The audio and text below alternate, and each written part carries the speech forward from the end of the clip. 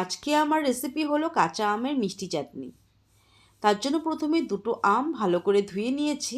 এবারে খোসা সমেত কেটে নিব।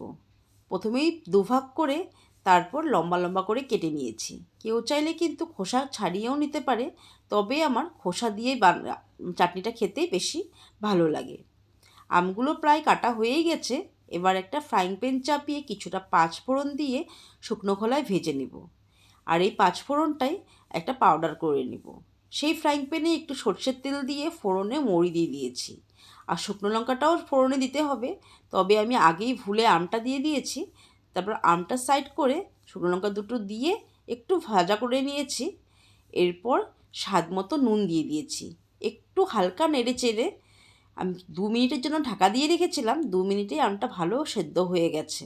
একটু নেড়ে চেড়ে হালকা লাল করে ভাজা হয়ে এলেই আমি 8 থেকে 10 টেবিল চামচ মতো চিনি দিয়ে দিয়েছি।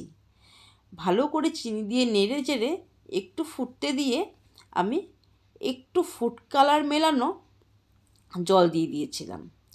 তো আমি ভেবেছিলাম যে আমের চাটনিটা পুরো হলুদ কালারের করব, আমার মা যেমন করে বানায়। কিন্তু আমটা প্রচণ্ড টক ছিল, তাই আমাকে একটু বেশি পরিমাণে আখের গুড় অ্যাড করতে হয়েছিল। আখের গুড় অ্যাড করায় কালারটা একটু অন্যরকম এসেছে।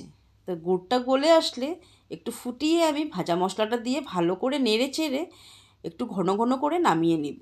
আর কালারটা যদিও আমার মনের মতো হয়নি, খেতে কিন্তু খুব ভালো হয়েছিল আর একদম জেলির মতো হয়েছিল কিন্তু। ধন্যবাদ।